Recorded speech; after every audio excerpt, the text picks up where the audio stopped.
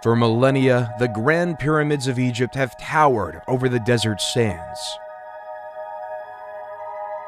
Everything about the great ancient civilization that once seized the lands remained a mystery. That is, until July 19, 1799. A French soldier discovers a large stone about 35 miles east of Alexandria.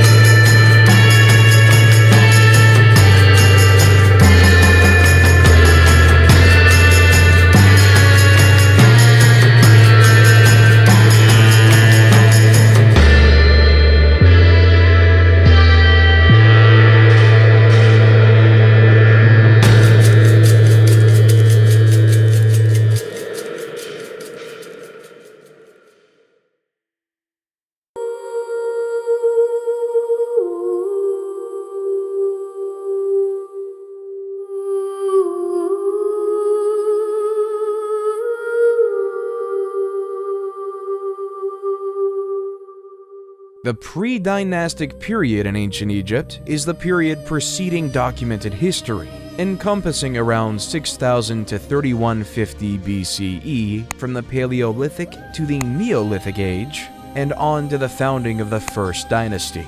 While there are no written records from this period, archaeological digs in Egypt have unearthed items that convey their tale of the Nile River Valley's cultural history. The pre-dynastic period is called by the regions or ancient city sites where these artifacts were discovered, rather than the cultures that lived there. The Halfan culture thrived circa 30,000 BCE in the area between Egypt and Nubia, giving birth to the Cadan and Sibyllian cultures around 10,000 BCE, and the Hierophant culture. All of these cultures are hunter-gatherer societies that gradually grew more sedentary and settled into more permanent settlements based on agriculture. The Fayum Oasis is a natural basin located southeast of the Giza Plateau that gave home to the Fayum A civilization during 9000 to 6000 BCE. These people lived in the vicinity of a vast lake and made their living through agriculture, hunting, and fishing.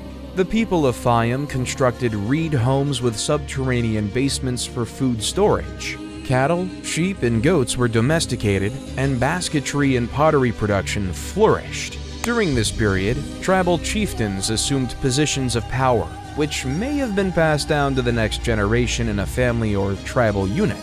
Communities went from tiny tribes traveling together to large groupings of diverse tribes living in the same region all the time. The Fayum culture gave rise to the Merimde during 5000 to 4000 BCE, which was named from artifacts discovered at the location of that name on the western side of the Nile Delta.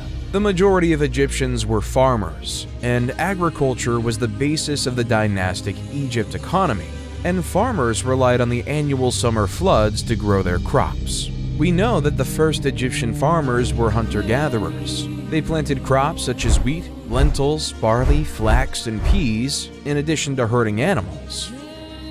According to what was found on a location in the western side of the Nile Delta, the oldest levels of Merimdi Beni Salama that evolved between 8000 and 4000 BC, in addition to the Fayum Basin, both dating back to the Neolithic era.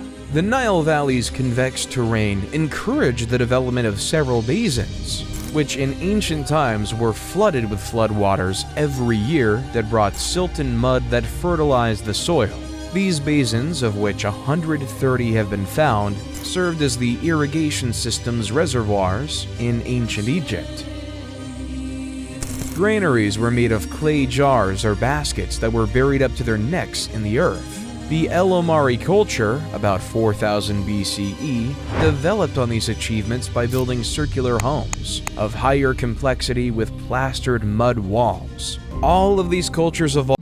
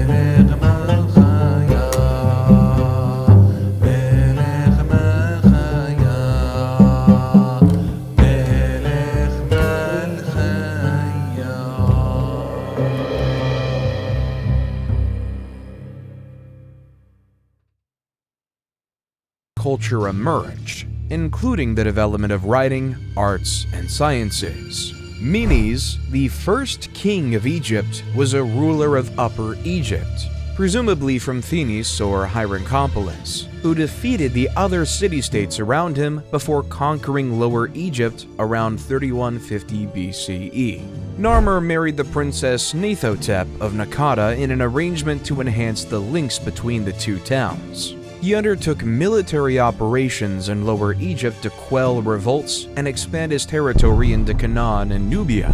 He sponsored massive construction projects, and urbanization developed throughout his reign. Hor-Aha, Narmer's son, is assumed to have succeeded him in 3100 BCE, continuing his father's military expansion and increasing trade. He was notably interested in religion and the concept of the afterlife, and it was under his reign that the Mastaba tomb was built. Hor-Aha was replaced by his son Jur in 3050 BCE, who followed in his father's footsteps. His son Jet, about 3000 BCE, married Princess Mernith and is considered to have taken leadership of the nation after his death.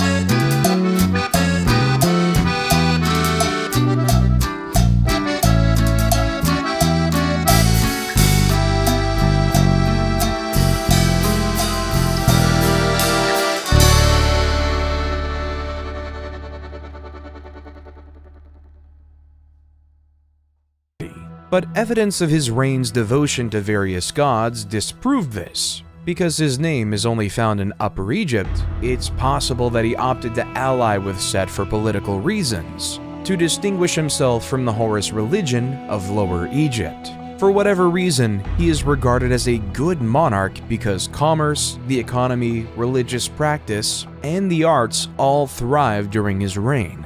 Peribsen was replaced by Kheskemwy, probably his son, who continued his predecessor's construction projects and is believed to have brought Egypt's two regions back under central control, or at least reinforced unification. His most famous works include the statues at Hierakonpolis and Abydos, as well as his role as the father of Pharaoh Djoser.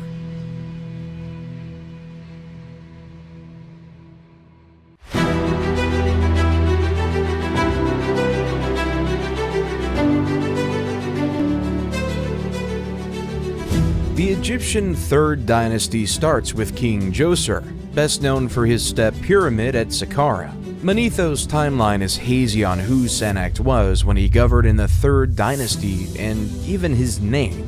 Sennacht's name is only known from the Abydos monarch list, the Turin Papyrus, and 2 reliefs discovered in the Mastaba tomb, number K2 at Beit Kalath. Djoser erected so many monuments that historians have long assumed his tenure extended at least 20 years. He started military campaigns to Sinai and kept Egyptian unity, resulting in the stability required for his construction projects and the growth of the arts. Djoser's step pyramid at Saqqara is Egypt's first recognized pyramid, which was designed by his architect and vizier, Imhotep.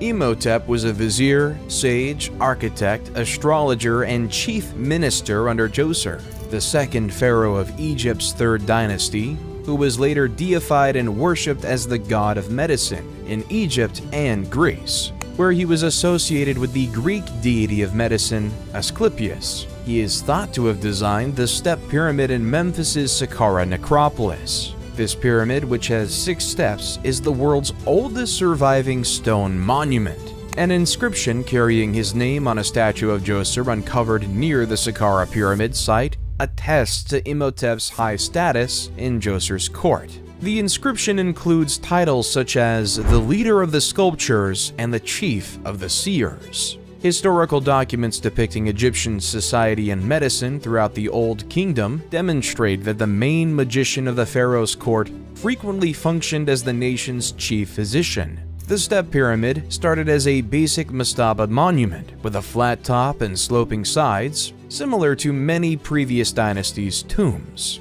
The architect, Imhotep, on the other hand, had bigger plans for his king's eternal dwelling. The step pyramid is a succession of mastabas piled on top of each other, each step slightly smaller than the one beneath, to create a pyramid shape. Earlier mastabas were made of clay bricks, but the step pyramid was made of stone slabs with carved motifs of trees and reeds on them.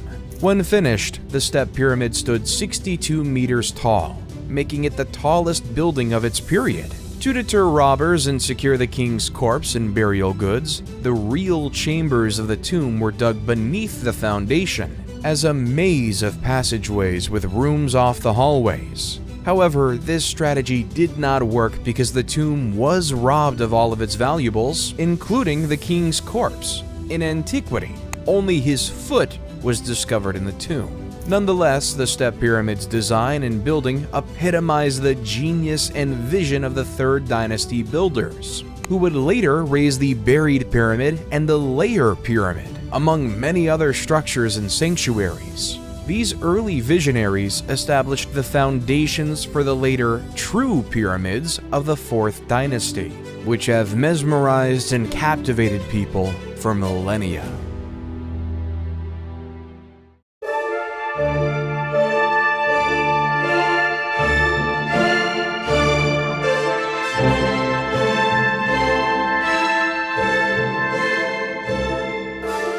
The Old Kingdom of Egypt is also known as the Age of the Pyramids or the Age of the Pyramid Builders, because it contains the Great 4th Dynasty, during which King Sneferu mastered the craft of pyramid construction, and the pyramids of Giza were built under the reigns of Khufu, Khafre, and Menkaure. The historical documents of this time, the 4th to 6th dynasties of Egypt, are sparse, and historians consider the history of the era as literally written in stone, and mainly architectural in that academics have been able to build a history through the statues and their inscriptions. The pyramids themselves provide little information about their architects, but adjacent funerary shrines and stelae provide the king's names and other significant information. In addition, carvings in stone discovered elsewhere during the period document different events and the dates on which they happened. Lastly, the mausoleum of the 5th dynasty's last monarch, Unas, contained the first pyramid texts, detailed drawings and writings inside the tomb that cast light on the religious views of the period. During the Old Kingdom of Egypt, the elite standardized art and figures were produced uniformly to reflect the tastes of Memphis, the capital. Although other art forms such as painting and literature exhibit more skill in the Old Kingdom, statues from the late Early Dynastic and Early Old Kingdom periods are very comparable. The Old Kingdom's most famous works of art are the Pyramids of Giza and the Great Sphinx of Giza, both of which remain today. Although smaller structures were crafted with the same precision and beauty, in reality, Egyptians placed great importance on Old Kingdom art and architecture in later ages. Although all levels of society may have shared the same religious systems, social inequality persisted even after death. The only significant impediment to reaching an afterlife was being buried outside of Egypt. Egyptians thought that, to be reborn, they needed to be buried in Egypt. If they died abroad, their relatives went to tremendous pains to bring their bodies back for burial, so those correct funerary rituals could be performed and they could be buried in their native land, allowing them to enter the afterlife. To coordinate the labor force that constructed the pyramids at Giza and elsewhere during this time, unprecedented bureaucratic efficiency was needed, and this bureaucracy could only function under a powerful central authority. At the top of the pyramid that represented Egyptian society, the monarch stood. He was granted ownership of all of Egypt by the gods, at least in theory. The literate and illiterate classes were divided in the Egyptian social structure. The literate class was the ruling class. They were a small fraction of the population, but they were the main criteria for determining the character of ancient Egyptian society and everything we knew about the civilization. Individuals were frequently more important than the positions they held. As a result, while the king established the scope of bureaucratic power, effective administration was ultimately dependent on the same pool of literal aristocrats without whom the king could not govern, and we'll state some of them as follows. Because an Egyptian king could not personally control every area of society, the role of the vizier was established as early as the early dynastic period. The vizier, who can be assimilated into a form of prime minister, assigned responsibility to other members of the court, sent communications through scribes, and managed the military, regional governors' activities, public works projects, and tax collections, among other things. Huni, the last king of the Third Dynasty, was long thought to have initiated the massive building projects of the Old Kingdom by constructing the Mitam Pyramid. But credit for the Mitam Pyramid goes to Sneferu, the first king of the Fourth Dynasty, who may have been Huni's son by one of his minor queens. Sneferu began the Old Kingdom's golden era, with his most noteworthy achievements being the two pyramids constructed for him at Dashur. Sneferu started his work with the pyramid at Mitam, known as the False Pyramid, due to its shape. It resembles a tower more than a pyramid, and its exterior casing is surrounded by a massive mound of gravel. The Pyramid of Mitam was Egypt's first real pyramid, but it did not last. This is because changes were made to Imhotep's initial pyramid design, causing the exterior casing to sit on sand rather than rock, causing it to fall.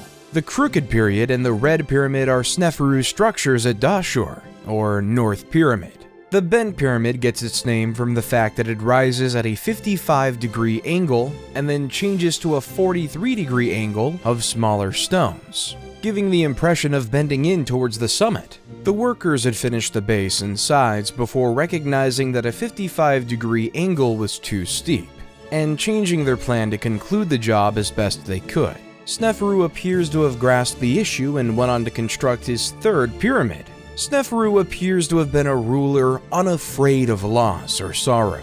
When the Bent Pyramid failed to satisfy his standards, he simply began over. The Red Pyramid, named after the use of reddish limestone in its building, was constructed on a firm foundation for better stability and rose at a 43-degree inclination. The Red Pyramid, 105 meters tall, was Egypt's first effective real pyramid.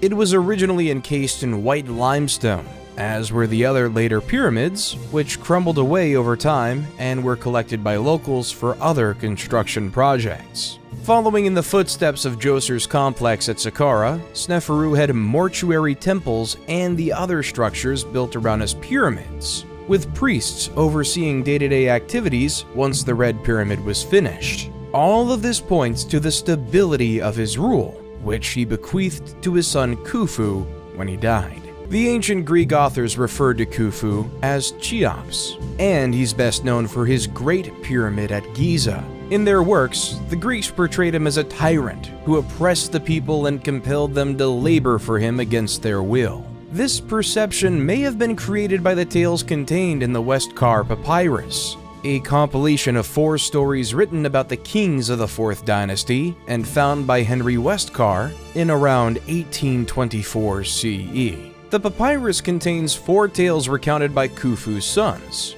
including one in which King Khufu summons a sorcerer who claims to be able to reconnect a decapitated head to a body. And some academics read his actions in requesting a demonstration as malicious or careless. During the reign of Khufu, Egypt became even wealthier as a result of his military battles against Nubia and Libya, as well as his lucrative trade deals with cities such as Byblos. He also invested in agricultural innovations to improve the livelihoods of his people. During his reign, the world's first documented dam was constructed in Wadi Jarawi, a mountain range west of modern Helwan. This dam improved water availability for farms and others in the town. The Great Pyramid of Giza is the final of the ancient 7 wonders of the world, and a distinguishing emblem of Egypt. It is situated on the Giza Plateau near the modern city of Cairo, and was constructed over 20 years during the rule of Khufu. Although many hypotheses exist regarding the pyramid's purpose, the most generally acknowledged idea is that it was built as a tomb for the king.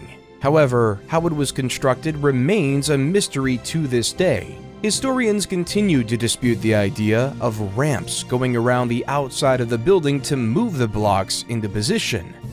These theories persist despite a growing body of evidence proving that the pyramid was constructed by the ancient Egyptians using technical means that were most likely so common to them that they felt no need to document them. Nonetheless, the complexity of the interior passages, shafts, and chambers, as well as the nearby Osiris shaft, encourages the persistence of these fringe theories, as does the mystery of how the pyramid was built at all, and its orientation to cardinal points. A prominent figure during that time, called Hemeyunu, was the vizier during the reign of Khufu in the 4th dynasty, and one of the king's relatives. He was in charge of building his Great Pyramid and keeping an eye over its construction works, and he was buried near Khufu's pyramid.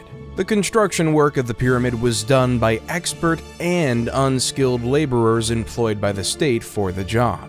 These employees either offered to pay off a debt, performed community service, or were paid for their time. The annual inundation of the Nile River was important for Egyptian survival because it distributed rich soil from the riverbank all across the shore's farmlands. However, it also made farming those lands impossible during the flood. During these times, the government supplied work for farms by constructing large monuments. These were the individuals who performed the real physical labor of moving stones, elevating obelisks, constructing temples, and constructing the pyramids that continue to amaze and motivate people today.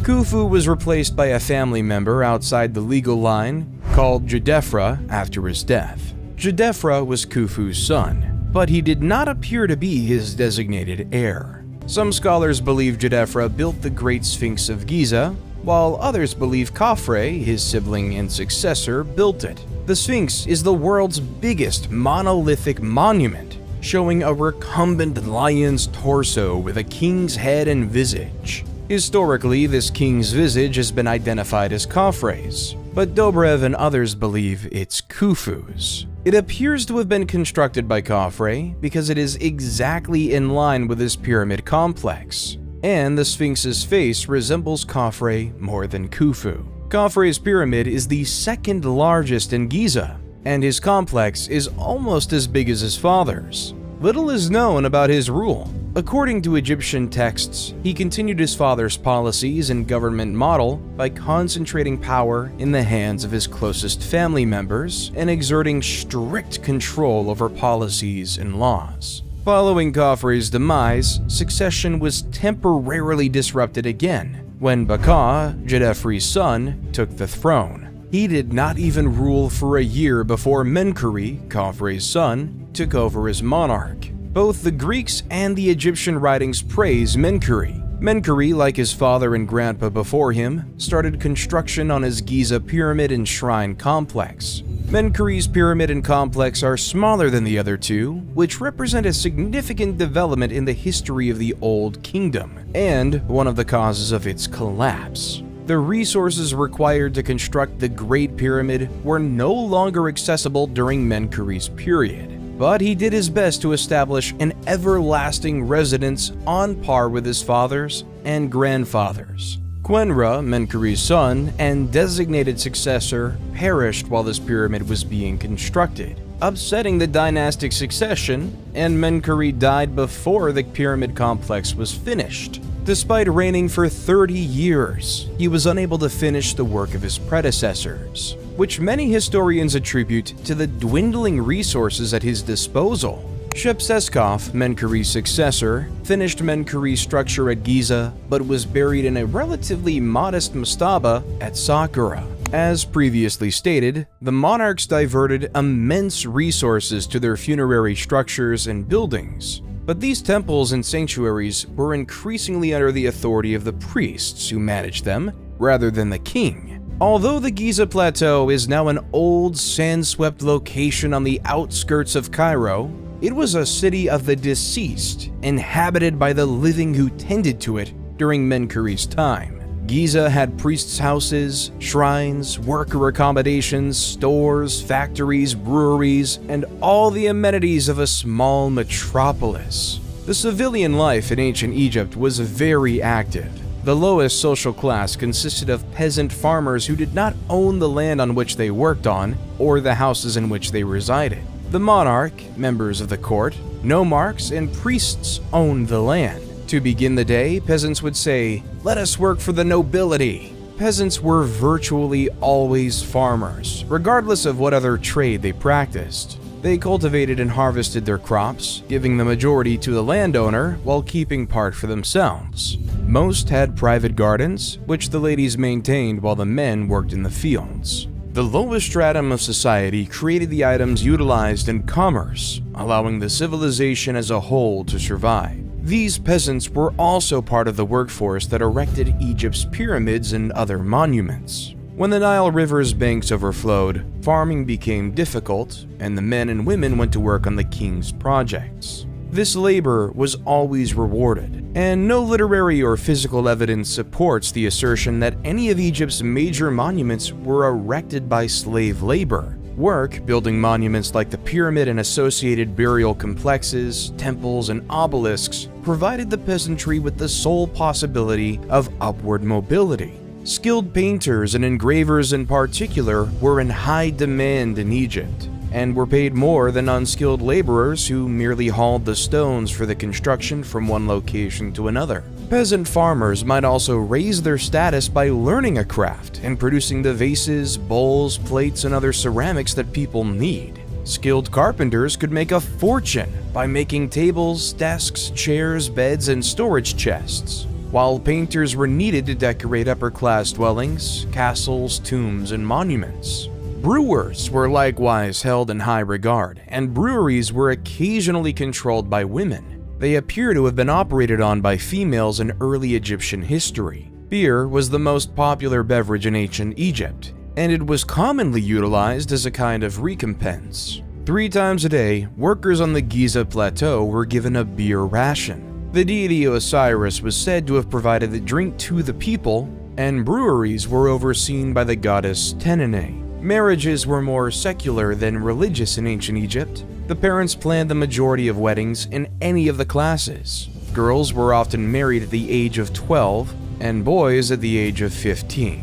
Royal offspring were frequently promised to foreign monarchs as babies to seal treaties. the ancient Egyptians' lives were not all labor. They found plenty of time to have fun by participating in sports, board games, and other activities. Hockey, handball, archery, swimming, tug-of-war, gymnastics, rowing, and a sport known as water jousting, which was a sea battle played in small boats on the Nile River in which a jouster tried to knock the other out of his boat, while the second team member maneuvered the craft, were all ancient Egyptian sports. The festivals of ancient Egypt were individually distinct in their own right, depending on the nature of the occasion, but they all had one thing in common: drinking and feasting. The Egyptian diet consisted mostly of grains, wheat, and vegetables. The meat was incredibly expensive, and only royalty could afford it. The 4th dynasty ended with Shepsekhof's brief reign, and the 5th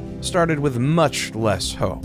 The 5th dynasty is known as the Sun King's dynasty because so many of their titles contain the name of the deity Ra, usually given as Re. The first 3 of these rulers, Userkaf, Sahur, and Kakai, would later be memorialized as divinely chosen in the Westkar papyrus tale, The Birth of the Kings. The dynasty starts with King Userkaf, but a lady called Kenkaz, most likely a daughter of Menkor, appears prominently in the Egyptian texts as mother of 2 kings of Upper and Lower Egypt, though it's unclear who those monarchs were. Her monument is the 4th pyramid at Giza, and she was a significant person. Not much is known about her. Userkaf is best renowned for his work on the Temple of the Sun and Abusir. This structure represents a significant divergence from the position of the monarch at the beginning of the 4th dynasty, and the beginning of the end of Giza as the king's necropolis. The sun deity Ra was now venerated directly by the people through the priesthood, and the king's position as the god's primary representative was reduced. Userkaf's son Sahur replaced him and constructed his funerary complex at Abusir near the Temple of the Sun. Sahur was a capable monarch who led the first Egyptian expedition to Punt and arranged significant trade treaties with other countries. Punt, on the other hand, was one of his biggest accomplishments, as it became an important source of many of Egypt's most valuable resources, and in time was regarded as a legendary country of the gods. Sahur constructed his own temple to the sun in Abusir and was the first to use palmiform columns in the building, which would later become the norm for columns throughout Egypt. Sahur's war exploits and cautious resource management enriched the nation, as demonstrated by the intricate work done on his mortuary complex and the inscriptions discovered. His son, Neferirker Kakai, succeeded him. Inscriptions suggest he was a good king and well-regarded, but little is known of his tenure except that the priesthood got even more dominant during his control. His son, Neferifre, succeeded him but perished young, possibly around the age of 20. He was followed by King Shepsekhar. Nusir-ini succeeds him, and the priests of Ra acquire even more authority during his rule. The bureaucracy of the temples and mortuary buildings grew as well, putting a burden on royal coffers, which paid for sanctuary care and maintenance. Menkaure replaced him, but little is known about his rule other than the fact that he was the last monarch to construct a temple to the sun. Djedkhereisi replaced him in the late 25th to mid-24th century BC. The roots of Djedkhereisi are unclear. He's not regarded as Menkaure-Kayu's son, but he may be connected. To keep the economy stable, he reforms the administration and the clergy extensively during his rule. Djedkhereisi refused the customary practice of erecting a shrine to the sun deity and decreased the number of clerics required to maintain funerary structures. He also arranged the second Punt expedition, which enriched Egypt and reinforced relations with Punt. The most important element of Djedkhereisi's reign, however, was the decentralization of the government in Memphis, which gave local authorities more authority. Djedkhereisi was replaced by his son Unas, the reign of whom is little documented. Unas was the first Egyptian king to have the interior of his tomb decorated and inscribed with what became known as the pyramid texts. These inscriptions depict the king in communion with Ra and Osiris. The position of the king was already considerably reduced when the 6th dynasty started. Local officials and bureaucrats built more elaborate tombs than nobles during the rule of the first monarch, Teti. Teti was killed by his bodyguards according to the 3rd century BCE historian Manetho, an act that would have been inconceivable earlier. He was replaced by Userkere, who may have been involved in the assassination plan. His reign was brief, and he was followed by Merir Pepi I, during whom the nomarchs gained authority. By the end of the Old Kingdom, the political power had fragmented and the system was decentralized. The restoration of central power was a lengthy process that lasted well into the 12th dynasty. Because of the breakdown of central power, political authority passed into the hands of the nomarchs, who took complete control. This pattern persisted during the reigns of Merenre-Nemtumsof I and Neferker Pepi II, who ascended to the kingdom as a child and perished as an old man, signifying an incredible rule of nearly a century. During Pepi II's lengthy rule, the Old Kingdom gradually crumbled.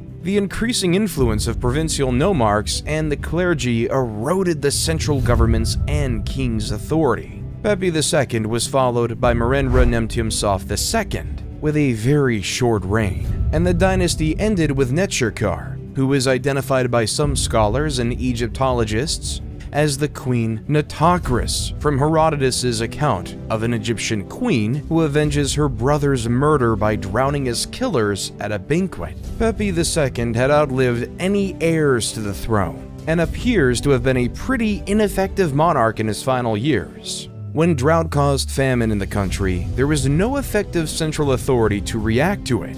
The Old Kingdom terminated with the 6th dynasty because no powerful ruler ascended to the throne to guide the people.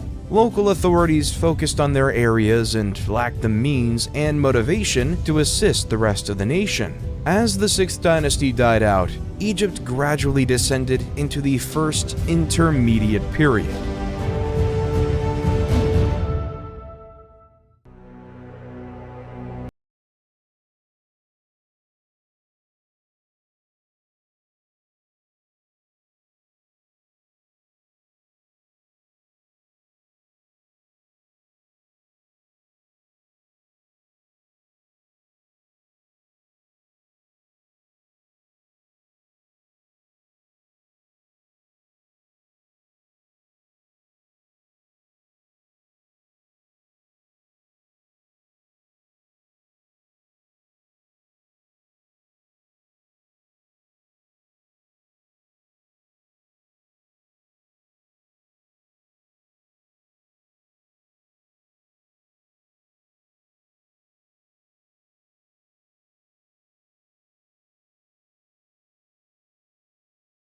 Dark era, but rather a different social and political model than what had come before. There is some historical evidence for the claim of unrest and claimed disorder, which stems from the absence of a single powerful central government. The country's different regions were essentially self-governing. The dearth of information about the kings of the 7th and 8th dynasties attest to their ineffectiveness. Their identities and dates will be forgotten in Egyptian annals. The ancient city of Memphis was abandoned at some time by rulers who saw themselves as the heirs of the Old Kingdom kings. The rulers of the 9th and 10th dynasties then seized Heracleopolis as their center and declared themselves Egypt's real kings. Intef, a Theban nomarch who bore the customary epithets of Great Overlord, of the Nome and Overseer of Priests, came to prominence in Thebes around 2125 BC and opposed the authority of Heracleopolitan kings. Intef I established Egypt's 11th dynasty and provided the push for the country's unity. During the Middle Kingdom, he was known as Intef the Mighty, and a monument in his honor was erected in the Temple of Karnak. And this was the way leading to the beginning of a new era. which was the Middle Kingdom.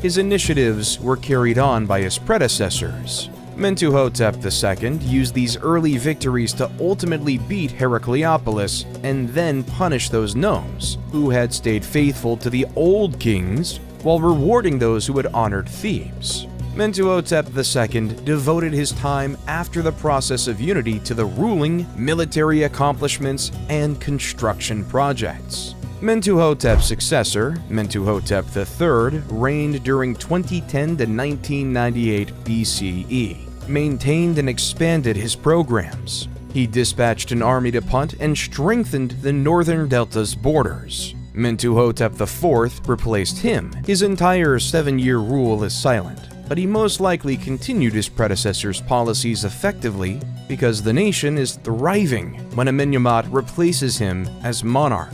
When Amenemhat was Mentuhotep IV's vizier and was sent with his mission to quarry stones for the king's project, he had an inscription made of the extraordinary events he witnessed. First, a gazelle gave birth on the stone selected for the king's sarcophagus top, indicating that the stone had been chosen correctly because it was endowed with fecundity and life. Second, an unanticipated rainfall descended on the celebration, revealing a well big enough to water the entire gathering. This inscription was later interpreted to mean that Amenemhat was chosen by the gods to become king, as the gods had allowed him to experience miracles. Amenemhat I abandoned Thebes for unknown reasons and established his seat in court in Ititawi, south of Memphis. Amenemhat I's successor, Sennacherib I, 1971 to 1926 BCE, improved the country's infrastructure and initiated the kinds of grand building projects that had characterized the Old Kingdom and represented the king's power, including a temple to Amun at Karnak, which sparked the construction of the Great Temple complex there. Amenemhat I had followed in the footsteps of Intef II and Mentuhotep II by restricting the authority of local nomarchs and priests, and giving power only to those most trusted in the family. Sennacherib I continued the same strategy.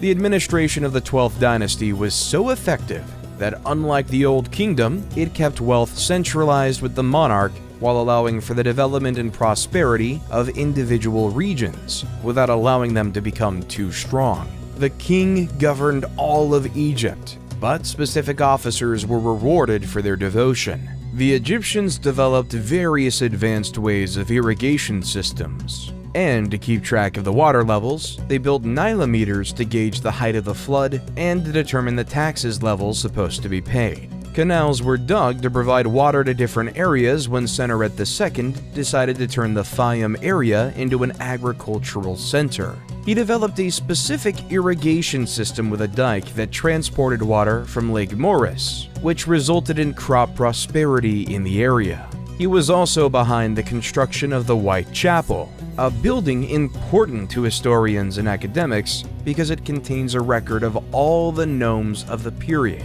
Sennacherib I was followed by Amenemhat II, 1929 to 1895 BCE, who may have governed alongside him. The practice of co-regency was unique to the Middle Kingdom, in which a younger man, the monarch's selected heir, usually a son, would govern alongside the king to learn the position and guarantee a seamless transfer of power. Scholars disagree on whether this practice was truly followed, though there is no question that it was followed by Amenemhat II and his successor Sennacherib II, 1897 to 1878 BCE. Double dates for two rulers on official cartouches indicate co-regency. Amenemhat II's reign is little known, but Senusret II is noted for his excellent ties with the regional nomarchs and improved prosperity of the nation. It's worth noting that during Senusret II's rule, local officials thrived just as they had at the end of the Old Kingdom, but this did not cause the kingdom the difficulties that it had previously. Senusret II was followed by Senusret III, 1878 to 1860 BCE, the most potent monarch of the period, whose reign was so prosperous that he was deified during his lifetime. His rule is characterized by military advancement into Nubia, as well as a rise in Egypt's riches and influence. Senusret III exemplified the Egyptian cultural value of military ability, and quick action was the pinnacle of the warrior king. He was thought to be unbeatable at the helm of his troops. His expeditions into Nubia widened Egypt's borders, and the fortifications he erected along the boundary facilitated commerce. He also conducted an expedition into Palestine, and as a result, trade ties with that area improved. And to control flood and direct irrigation waters, the ancient Egyptians built earth and stone barrages and dams, such as El Lahan Dam, which was erected during the reign of King Amenemhat III, who ruled in the 12th dynasty following the reign of Senusret III, as he wanted to make good use of the floodwaters for the irrigation system, and to protect the state from destructive high levels of inundation water. Early November, before the water had entirely left the basins, was the time when preparations for planting season began. Before fields were prepared for planting, irrigation facilities were repaired or cleared, and property lines were reevaluated. And since ancient Egyptians were known to document every detail of their daily life, we have seen the process of growing and harvesting the grain depicted in great detail in various tombs paintings. Various crops were planted widely, which made food types plentiful in Egypt, such as emmer wheat, which was used to make bread and beer, grapes for wine, palm dates, doom palms, figs, sycamore, and papyrus, whose stems were used to make paper-like scrolls for writing, and also was a great material to make sails, cords, and even mats. Various tools were used by the farmers during the planting process, such as a very interesting one called shadaf. It's a hand-operated device used to lift water from the river, which consists of a long pole with a bucket hung on a rope from one end, and the other end has a weight attached to it. It was either used to fill jugs with water to transport them, or even to run water in small canals along ditches. However, it's normal when people wonder how such a civilization in ancient times managed to erect huge buildings and move colossal statues without having the technology we have in the current modern world. Some scenes from tombs of high officials have proof of how the whole process of moving huge statues was done. Jehudi Necht was a nomarch of the 12th dynasty. He used to govern the 15th nome of Upper Egypt. He has a very interesting scene in his tomb of the transportation of a roughly 6.8 meter high monument of him by 172 people using ropes and a slide, in an endeavor aided by the dumping of water in front of the slide. Unfortunately, no evidence of this colossus has ever been discovered. Amenemhat III boasted of no major military triumphs, but constructed almost as many monuments as his father, and was responsible for the vast mortuary sanctuary at Hawara, known as the Labyrinth. Amenemhat IV, 1815 to 1807 BCE, replaced him, and maintained his policies. He completed his father's construction tasks, and began many of his own. During his reign, military and commercial expeditions were undertaken on numerous occasions, and trade thrived with towns in the Levant, particularly Byblos and elsewhere. The co-regency policy, if it was implemented, had guaranteed a seamless transfer of power from ruler to ruler, but it failed in the case of Amenemhat IV, who had no male successor to prepare for success. After his demise, the throne passed to his sister, or probably wife, Sobonefru. 1807 to 1802 BCE, whose rule is little known. Unless the Queen Nitocris of the 6th dynasty of the Old Kingdom is accepted as real, Sobonefru was the first woman to govern Egypt since the early dynastic period.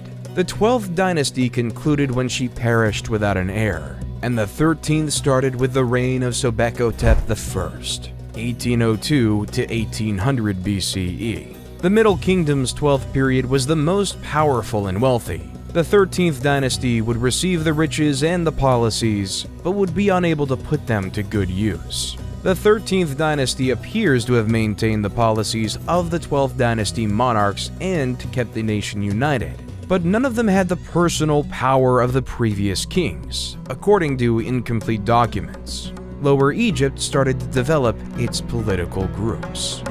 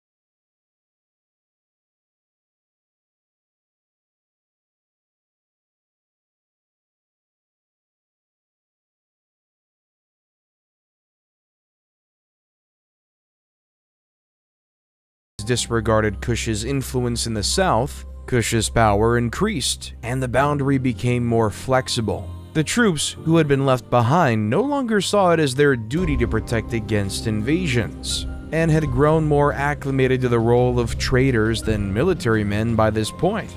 The monarchs documented for the latter portion of the 13th and 16th dynasties are non-Egyptians, or at the very least, do not have Egyptian names and are considered Hyksos rulers. Their timeline is muddled, and some names are only known from ceremonial items, while others are only known from pieces of kings' lists, making dating problematic. The Hyksos achieved economic dominance of the eastern delta and then pushed north, negotiating treaties and forging contracts with various nomarchs, governors, of other districts in Lower Egypt, until they had conquered a sizable amount of territory and could exert political authority.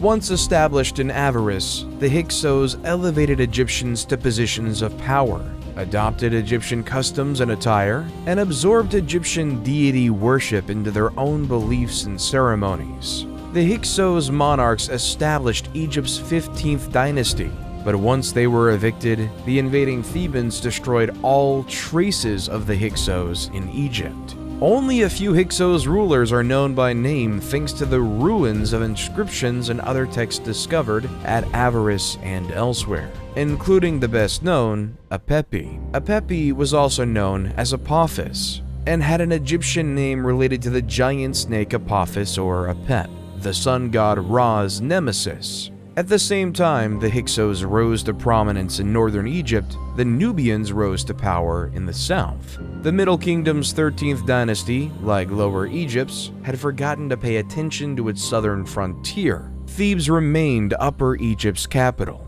but instead of dominating the entire nation, it was wedged between the Hyksos in the north and the Nubians in the south. According to Manetho, Apepi of the Hyksos wrote to the Theban king, Seqenenrunta, 1580 BCE, "Do away with the hippopotamus pool to the east of the city, for it prevents me from sleeping day and night." The message was most likely about the Theban practice of hippopotamus hunting, which would have been insulting to the Hyksos, who worshipped Set and included the hippo in their religious observances. Tao, rather than complying with the request, saw it as a challenge to his autonomy and marched on Avaris. His mummy indicates that he was slain in battle, and this, together with the events that follow, reveals that the Thebans were vanquished in this fight. Tao's son Chamos took up the cause, lamenting bitterly in an inscription about having to pay the Asiatics taxes and dealing with outsiders to the north and south of him and his kingdom. He launched a huge attack on the Hyksos, destroying Avaris according to the narrative. Chamos reports that his attack was so fast and scary that it rendered the Hyksos women barren, and that he destroyed the city to the ground following the carnage. This tale appears to be exaggerated, as the Hyksos retained control of Lower Egypt 3 years after Chamos' invasion, and Avaris remained the Hyksos' stronghold. Chamos was succeeded by his brother Ahmose, who, according to the inscriptions, drove the Hyksos out of Egypt and destroyed their metropolis of Avaris. These events are described in the tomb inscriptions of another man, Ahmose son of Abana, a soldier who fought under King Ahmose, who describes the devastation of Avaris and the retreat of the remaining Hyksos to Sharawin in the Palestine region. Ahmose then besieged this city for 6 years until the Hyksos fled again, this time to Syria, although what happened to them after that is unknown. Ahmose I not only established the 18th dynasty, but also began the new Kingdom of Egypt, the age of the Egyptian Empire. The Hyksos were responsible for the formation of a professional Egyptian army of conquest, since Ahmose I, and those who followed him, sought to ensure that no foreign nation ever gained such dominance in their land again. The triumph that would become the new kingdom, a period of unprecedented prosperity and success in Egypt, is the legacy of the Second Intermediate Period. The 18th dynasty of Egypt, established by Ahmose I, would build some of the most renowned and memorable monuments since the Old Kingdom's pyramids, and expand Egypt's borders into a kingdom.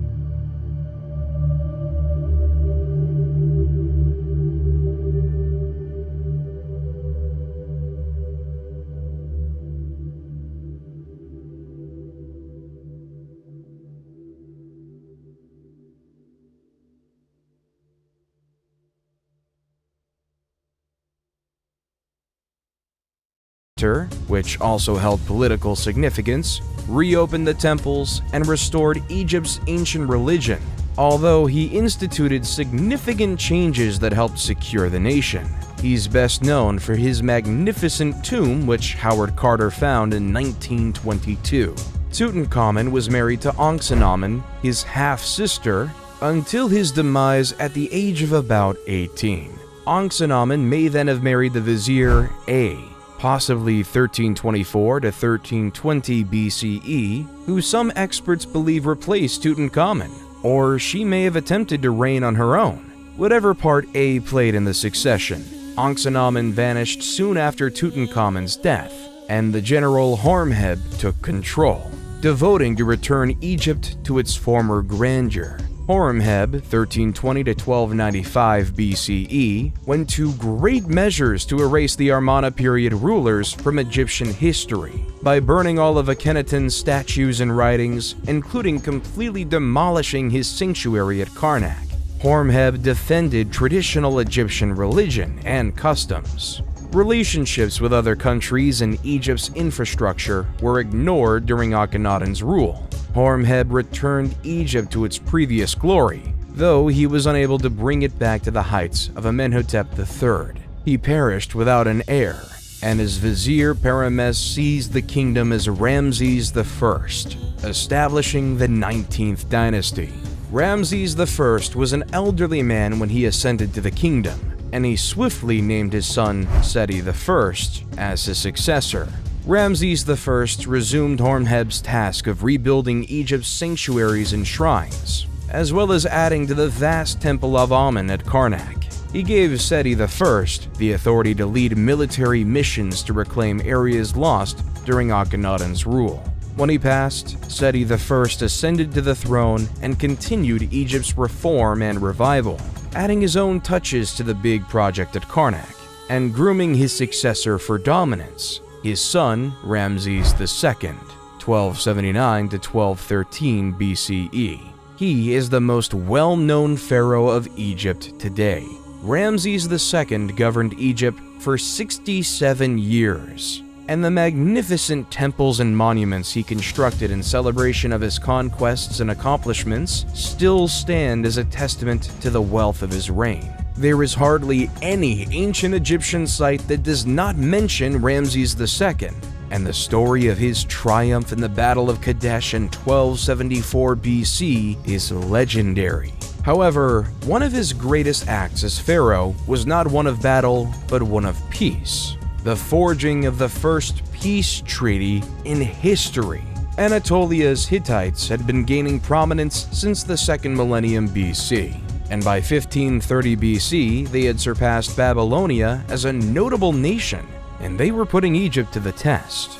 Letters of intent had been addressed to the 18th dynasty's king Akhenaten, but he had never responded or taken note of Hittite activities along his boundaries. Horemheb had waged unsuccessfully against the Hittites, who had grown even more strong by the time of Tutankhamun, Akhenaten's successor, and were daring enough to garrison districts on or near Egypt's borders. When Horemheb became pharaoh in 1320 BCE, he initiated a more forceful campaign against the Hittites and secured Egypt's frontiers, although the problem of the Hittite invasions was never fully overcome. Seti I had gained Palestine and Kadesh for Egypt, but happy with the victory, had made no plans for the city's defense. Now, Ramses II of the 19th dynasty had to cope with the problem of the Hittite invasion, and gathered his forces at Pur-Ramses in 1274 BC to remove the Hittites from Kadesh and weaken their army. Riding in his chariot at the head of 4 divisions, 20,000 soldiers,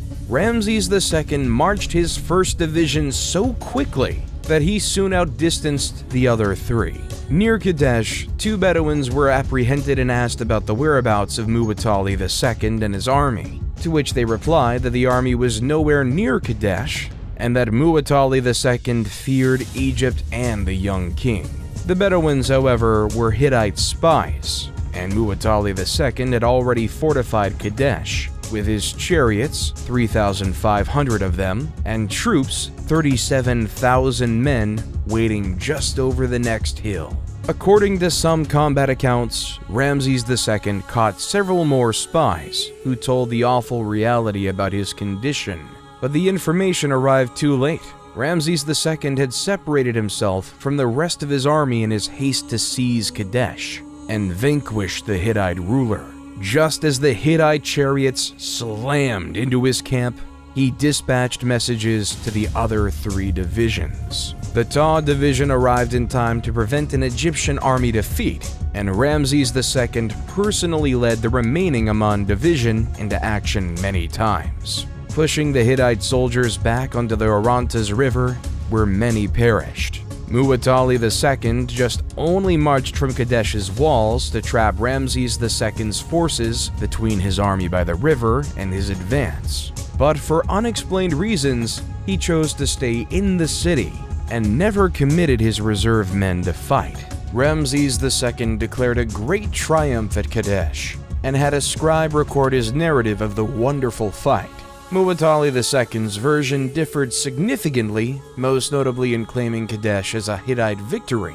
While Ramses II did not capture the city, he did break the Hittite army on the field. And while Muwatalli II kept possession of Kadesh, he did not destroy the Egyptians as he had intended. Meren-Ta was Ramses II's 12th son, and not his designated successor. He only became pharaoh because all of his siblings had perished during their father's lengthy rule.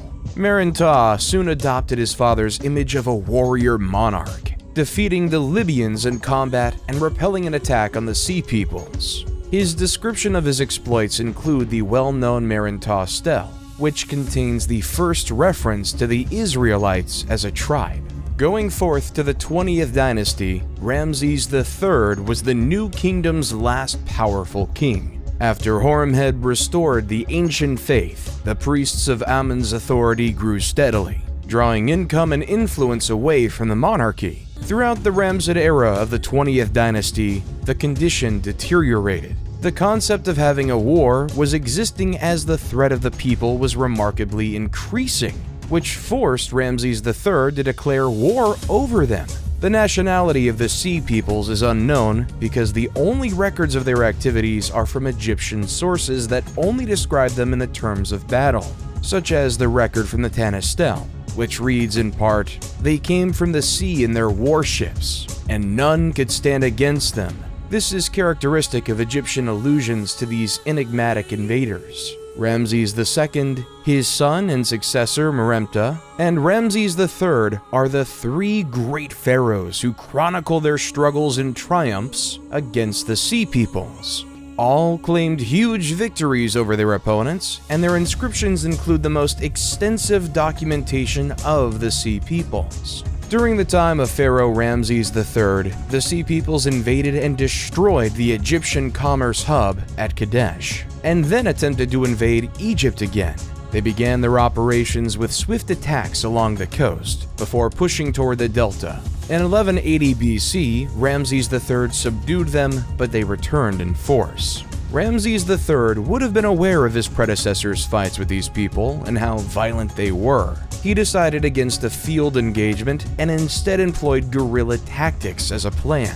He set up ambushes around the coast and along the Nile Delta, and his archers were especially efficient, putting them camouflaged along the beach to shower down arrows on the ships at his signal. The ships were set on fire with burning arrows once the crew was dead or drowning. After crushing the naval invasion, Ramses III turned his focus to what remained of the invading troops on land. He used the same tactics as previously, and in 1178 BC, the Sea Peoples were defeated off the coast of Zeus. Egyptian annals once again depict a spectacular victory, in which many Sea Peoples were slaughtered and others were captured and coerced into the Egyptian army and fleet, or sold as slaves. Although Ramses III spared Egypt from invasion, the battle was so costly that the royal treasury was depleted, and the tomb builders at Deir el-Medina could not be paid. This resulted in the first documented labor strike in history, in which workers walked off the job and refused to return until they were properly reimbursed. And then, the momentum of the Egyptian empire started to fade. Ramses III retained a powerful central authority, secured the borders, and kept Egypt prosperous. But the kingdom was crumbling around him. The office of the Pharaoh of Egypt no longer held the same level of reverence it once did because the priests of Amen served as an intermediary between the gods. Ramses III was injured in an assassination attempt staged by one of his lesser spouses, and perished as a result of his injuries. Ramses IV, 1155 to 1149 BCE, ascended to the throne only after his elder siblings perished. He attempted to imitate the great pharaohs of the past and did complete several construction projects while battling to keep the empire's declining territory, but he perished after a brief rule. He was succeeded by his son, Ramses V, who fought to retain control against Amen's priests and keep the kingdom together. His successor, Ramses VI, carried on the fight with little success. Ramses VII replaced him, followed by Ramses VIII, about whom little is known, Ramses IX, Ramses X, and Ramses XI. All of these pharaohs fought to keep the kingdom together in the face of outside incursions and internal conflicts with Amen's priests. An incident related to these struggles, though obscure, involves a man called Amenhotep, high priest of Amen, who was deposed by the vizier Pinehazy and forced to escape south to Nubia. What we are sure about is that the priests of Amen retained huge power and reached the throne of Egypt and ruled the country.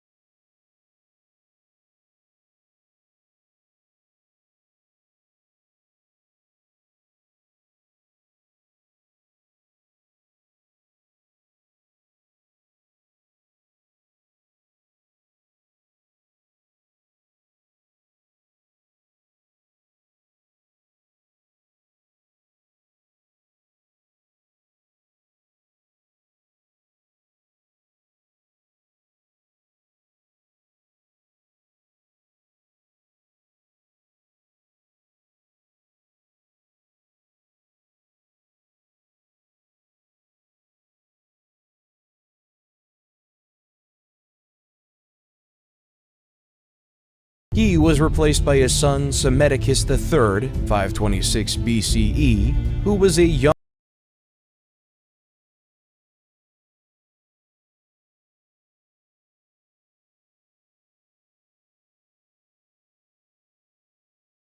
bride. But Amasis, not wanting to obey but also trying to prevent confrontation, sent a